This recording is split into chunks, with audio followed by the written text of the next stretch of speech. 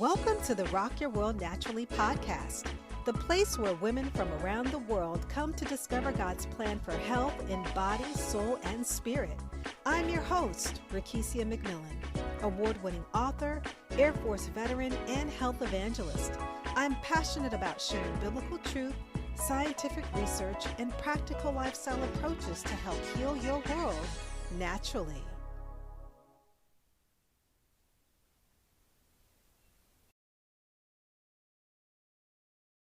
You're listening to podcast episode 23, my exclusive interview with Jeffrey Rasley, 10-time author, award-winning photographer, and adventure traveler. I'm your host, Rakesia McMillan, certified integrative nutrition health coach and health evangelist. My assignment to the body of Christ is to help women and communities heal their world naturally in spirit, soul, and body.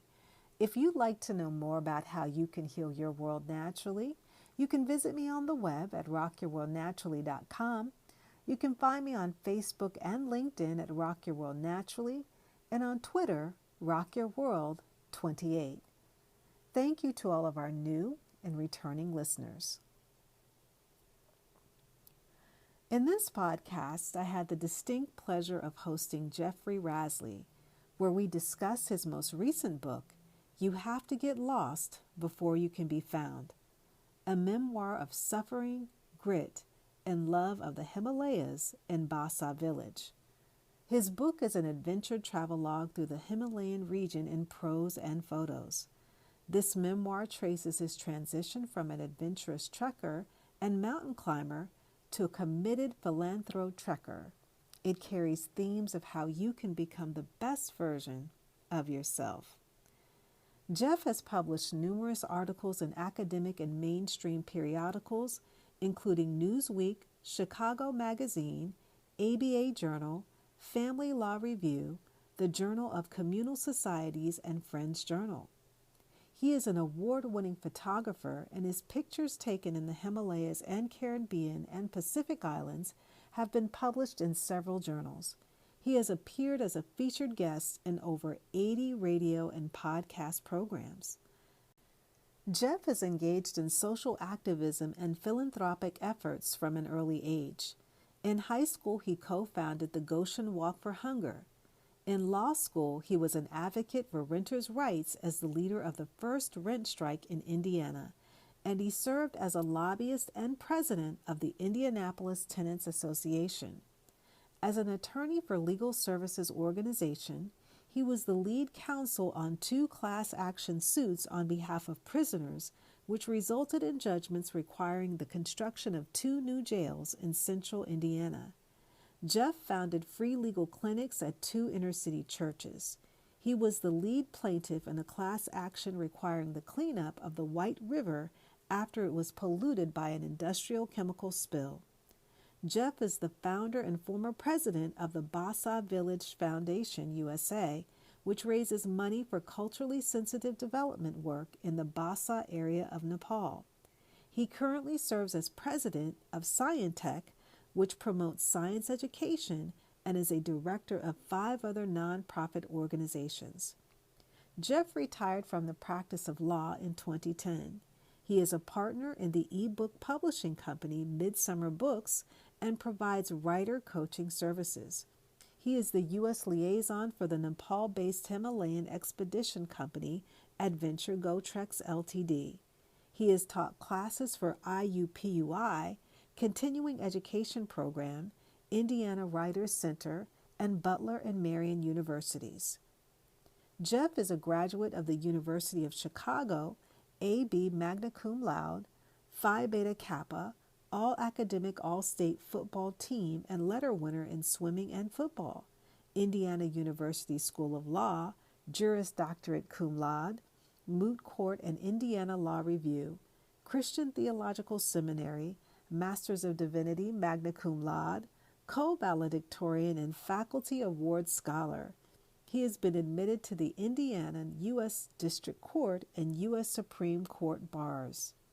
Jeff is an avid outdoorsman and recreational athlete. He leads trekking-mountaineering expeditions in Nepal and has also solo-kayaked around several Pacific Island groups. He also loves to read and considers completing Marcel Proust's 3,600-page Remembrance of Things Past as great as an adventure as climbing Himalayan peaks and solo-kayaking Pacific Islands.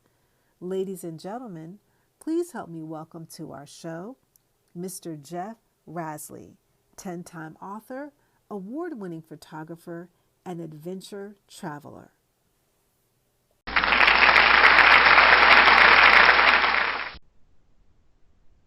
Namaste, Rakisha. How are you?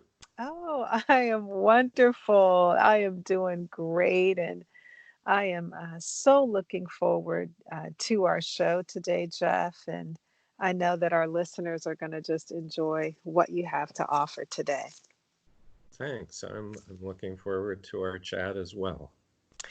Oh, and usually before I get started with the show, I always open up with an icebreaker question. So I just want to ask Jeff, what are you doing in your life right now that is simply rocking your world naturally? Oh, great question. And other than feeding my fat cat, uh,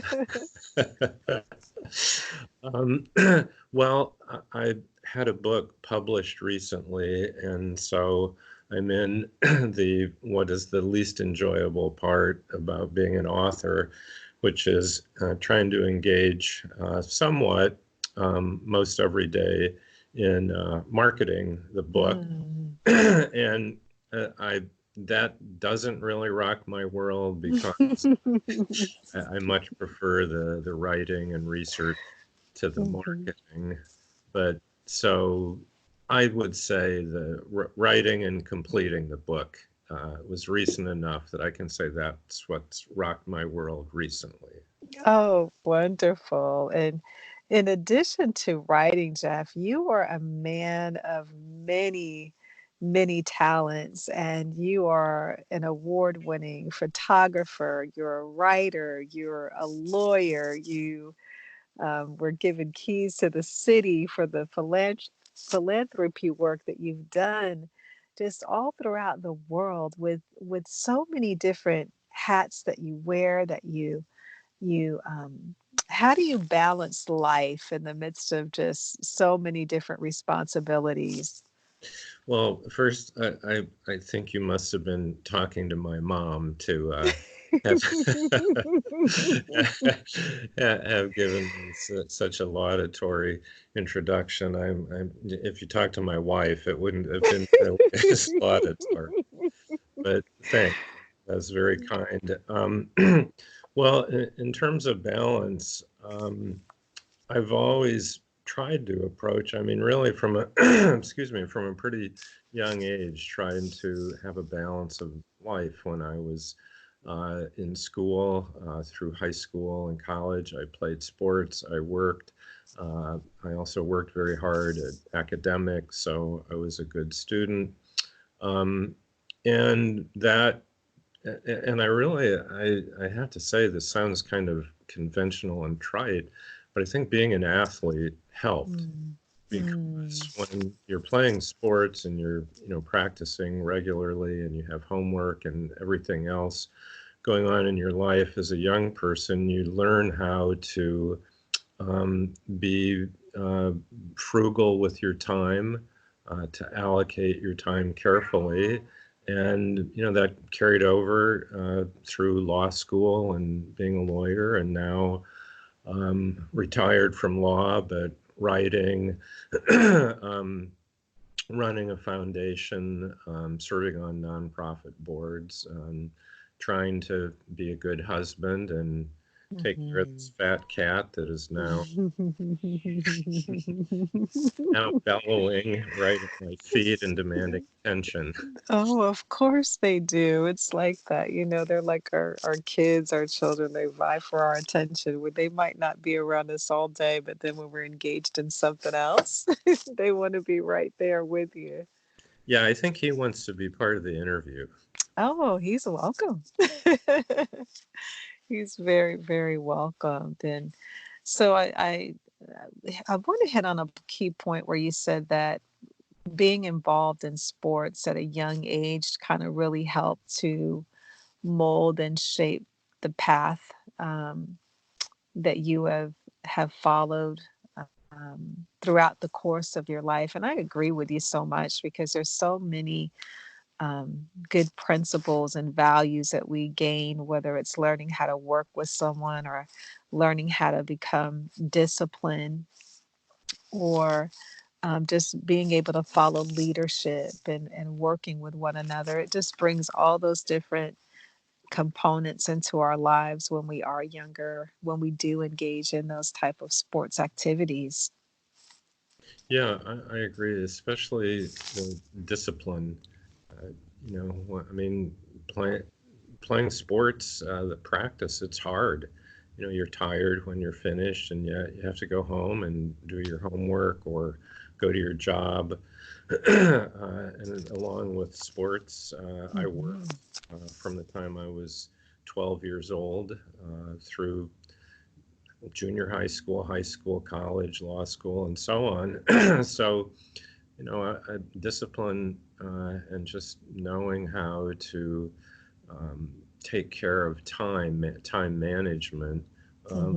important, and that sports definitely played an important part of that, as along with just the self-discipline of being Hmm. able to accept pain. Uh, Mm. and I played lots of different sports: football, swimming, track, rugby, etc. But the one that required the most discipline of all was swimming. Just Mm. looking at this black line Yeah, as you swim lap after lap is really a matter of pain, physical and mental pain management, hmm, which wasn't a lot of fun at times, but it definitely helped me through difficult times when I had to just, bear down and do it. sure, sure. And so, in addition to the discipline that you gain from the sports, something that I also found very interesting about you, Jeff, is that you were also engaged in social activism at a young age with the Goshen Walk for Hunger. Yeah, that was when Can I was in high school. Yeah, can you talk a little bit about that? Sure, it's a great memory. There was a small group of us who were student activists as teenagers in high school, who were concerned about a lot of issues, from the dress code at our high school, which we thought was unfair, to the war in Vietnam, to civil rights, all the major issues back in the late 60s and early 70s. But eventually we got to a point where we thought, okay, so, but what can we actually do that's worthwhile on more than just an immediate impact on our own school? And what we came up with was this Walk for Hunger. And Mm. so we got almost every student in our high school, and we had about just under 900 students in the high school, pledged a little bit of money, got parents to pledge money, got businesses to pledge money.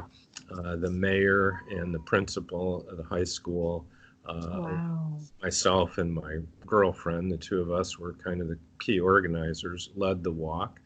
And we raised several $1,000s, which back then was a lot more valuable Sure. than it is now, which we then donated to various charities, some that were local to attack Hmm. hunger issues, and some that were international to help hunger in what we then called third world areas. Hmm. Wow, I just think that is a beautiful example, display of just humanity reaching out, and it just takes that one idea of how you can make a change, how you can make an impact, and before you know, it'll form and be established into something that's worthwhile and lasting to impact so many lives for the better. Yeah, and that certainly kind of started me off on a road of where I've tried to continue that interest, concern, and sense of compassion for both local issues as well as national and international issues, and try to give back. I've been very fortunate. I was born into a middle class family, got a good education, became a lawyer, was able to do quite well financially, and so I'm one of the people who have benefited from the efforts of others, and feel very strongly that all of us who can should give back to those, not to the world at large, but especially Sure. to those less fortunate than we are. Oh, yeah. And I think that that's what helps to keep our community strong. It helps us to stay united, within our communities when we're just, in a sense, serving one another. And just if we see a need that's there, seeing how we can fill and meet that need helps us again to unite and to be stronger as a whole. Right, absolutely. And what you touched on, the communal aspect of that, in the modern world where we're more and more separated, alienated from our Hmm. neighbors, and a sense of community, Yeah. doing uh, charitable work, philanthropic efforts connects you with sometimes people you would never come across in your normal, Hmm. like working in a food bank. If you're Yes. somebody that's pretty well off, you're generally not running into people who need Mm. food to get through. Right. So yeah, and that's one of the main themes that I've tried to write about, is how we really have to work harder at building a sense of community than we ever have before, because it's so easy to become isolated, Hmm. just to to live through a screen and a device. Yeah, and you're so right, Jeff. And I'm just thinking about in my own personal life, just growing up, and community was so different because your parents knew the parents that were in the neighborhood, the kids knew one another, you played together. There were certain things that you did together as a community, and now it's like very different. Even the definition of our youth when they say, "Hey, we're going to get together and hang out."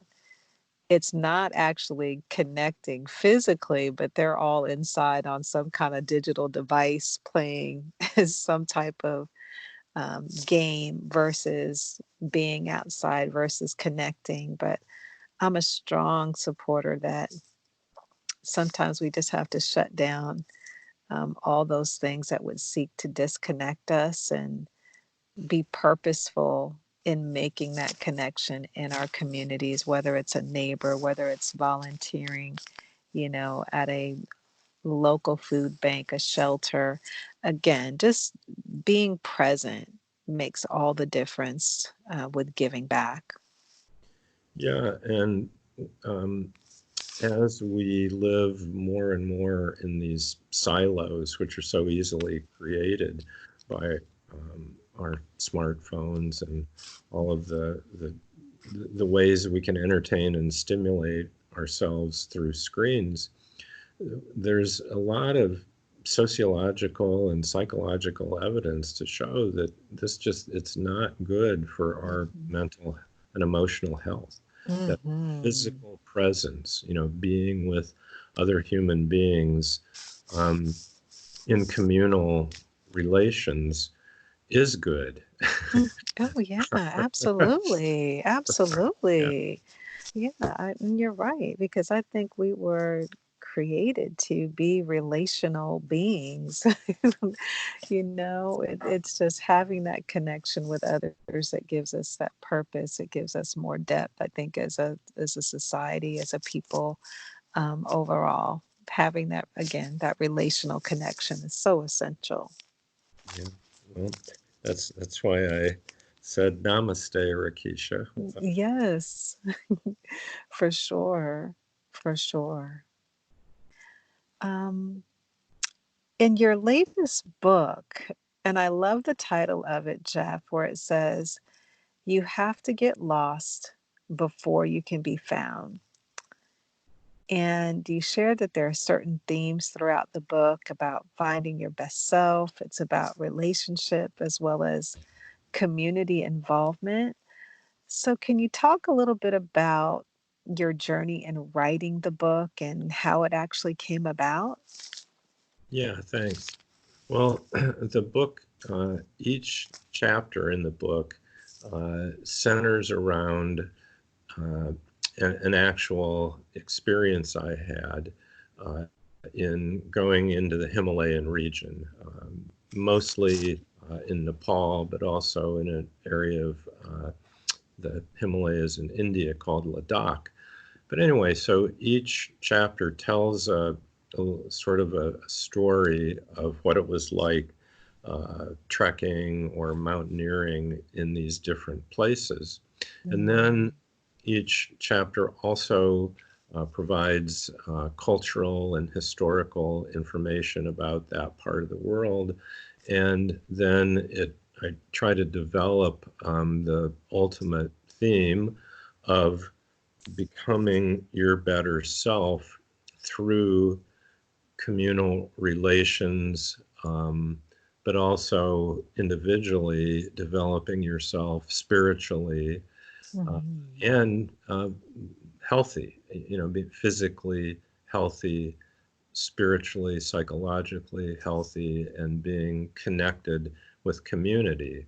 Mhm. So the title, "You Have to Get Lost Before You Can Be Found," um, comes from a specific experience, which is sort of a metaphor for the entire book. And it's the very last chapter. I got lost on a mountain by myself in the Mhm. Himalayas. I did something really stupid. Oh, wow. I, I, I climbed this mountain without our guide. I mean, I was with a group, and Mhm. I got impatient because other people in the group weren't up to climbing that day. And so I went on my own, and then I got lost. And Mm. so I went through this experience of being, truly very isolated, very, very alone, scared, bordering on panic. And then I managed to find my way back to our group, to our little Mm. community. Yeah. And so the little arc of that story describes, what it's like to be isolated and how that's not a good place to be. Mm. And Yeah. how then being connected with the community, being with people that care about you and you care about them, you find fulfillment in that kind of relationship. So that's, yeah, that's what the book is about. Wow, that's fascinating. And I'm just so stuck on that first part. Like sometimes you do have to get lost. And whatever the journey is, whether it's climbing a mountain or whether it's going through situations in life that sometimes we might have to lose ourselves in a sense. And sometimes I think that might have a different meaning for everyone, whether it's dying to your own personal agenda or traveling down a different path or a road you never expected to take, on your journey called life. There's just so many different ways of just really looking at that to where you have to do some self-reflection, some inner soul searching to truly find who you are and what you're meant to do, while you're here on this earth. Yeah, yeah, exactly. And I personally went through sort of a classical midlife crisis when I turned 40. For some years, I was so focused on building a career in law and success in business, and also on my kids. I had two young boys, and I really wanted to be an involved father. And so I was giving so much of myself to work, making money, raising kids, that I also lost some of myself. Mm. I became increasingly dissatisfied and sort of just, upset. And it was ridiculous because you look at my life and you think, wow, this he's what a great life. He's got a wonderful wife, two boys, law career is going great, and yet he's unhappy. I mean, it just seemed like while I was feeling that, at the same time, I realized this is crazy, but there's something wrong. And Yeah. my wife was the one who put her finger on it. Said, you've always been very adventurous and love to travel and challenge yourself in physical ways. And, I wasn't doing that part of myself, and also tending to my spiritual self, is letting that go. And she said, go do this, and slapped Mm. a brochure down in front of me. And it was about going and trekking the Mount Everest Base Camp Trail in Nepal. Mm. That was her suggested therapy.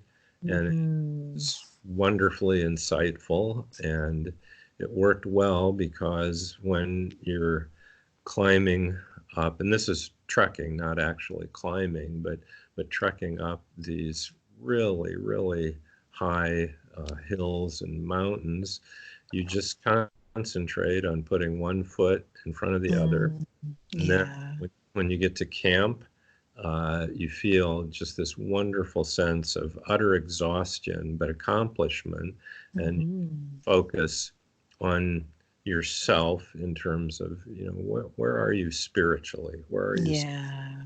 spiritually?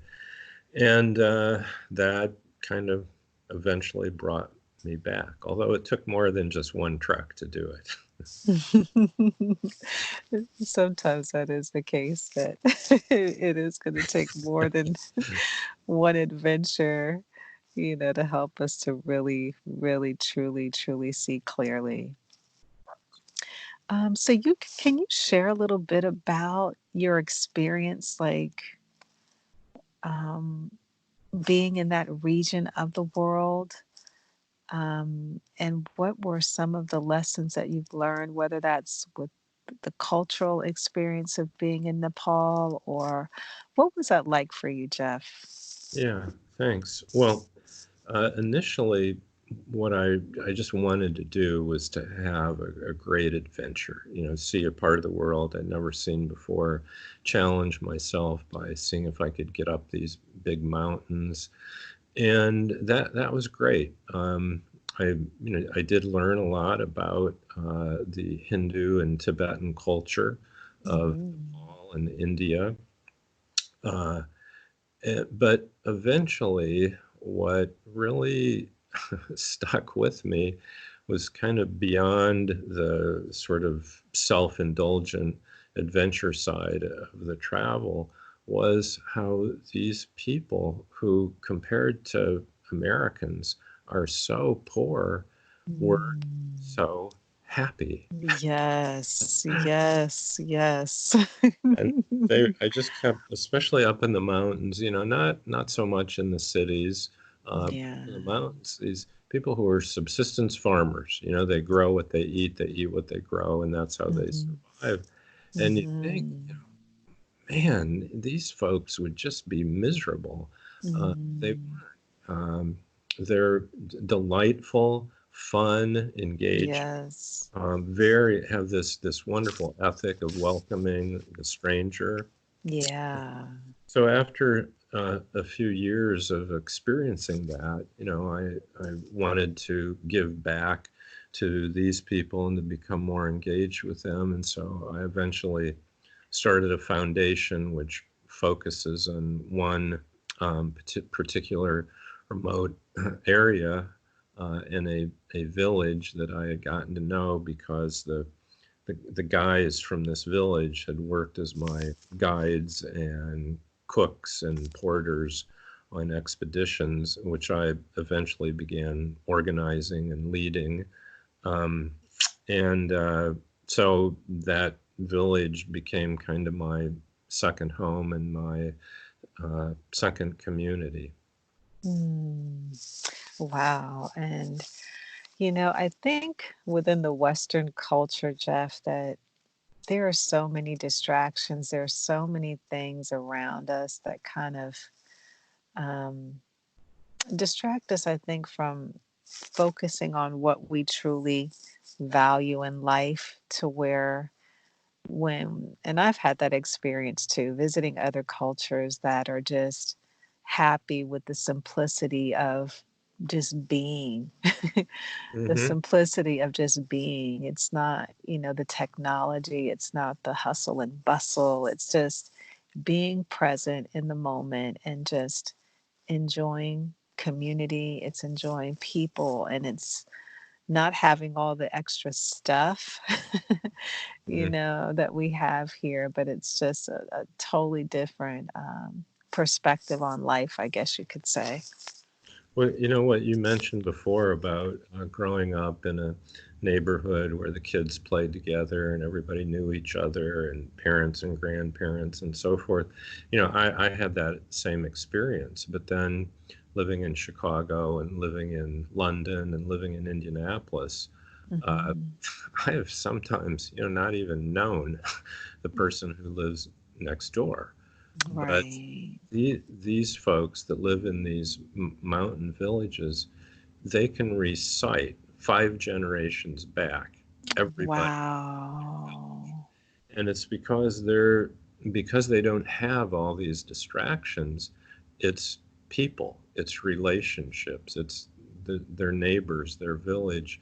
That's what's so important to them, and Mm. it, it it's very fulfilling. It's definitely not as stimulating in the sense of, my God, I can turn on my TV and there's 100 different movies and shows Hmm.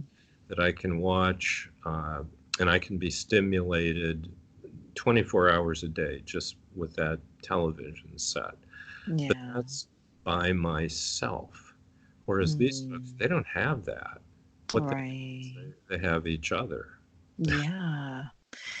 And you're right. And that's the big difference. And again, just having that connectivity with one another, and again, not so focused on all the distractions of life like we have here in the Western world. Hmm. Is there any other thing, Jeff, that you'd like to share with our guests today? Well, Rakisha, I think we've really covered the topics that I thought Mm-hmm. be able to offer of some value to your listeners. And I guess what I would want to leave with is just a reminder that there's sort of a few basic components of human being, and look after each one of those in yourself. Be healthy, exercise, eat well, tend to your spiritual self, recognize that you are more than just your body, and Mm-hmm. be part of a wider community.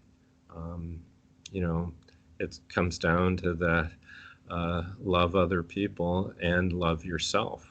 There So you go. that's my message. Oh, that's wonderful. Spread love. Spread love. Yeah, wonderful. So, if our listeners want to find you, Jeff, where can they find you on the web?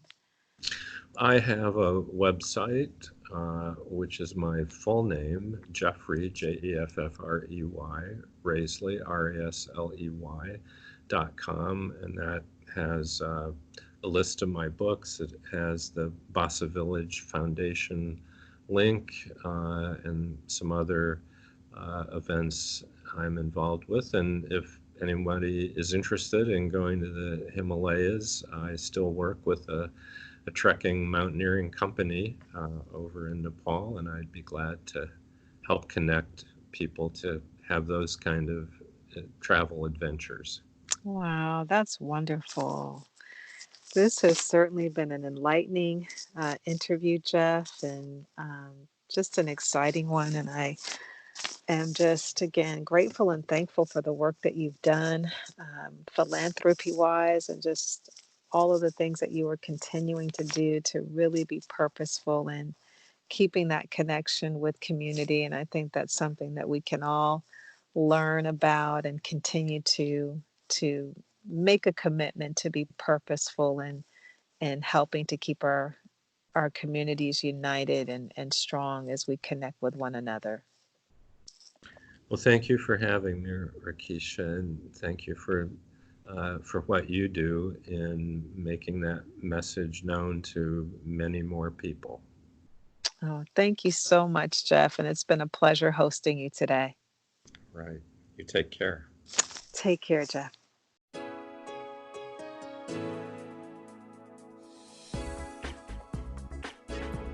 For health tips, faith-based education, and inspiration, visit www.rockyourworldnaturally.com and on Facebook at Facebook.com/rockyourworldnaturally and Twitter at twitter.com/rockyourworld28.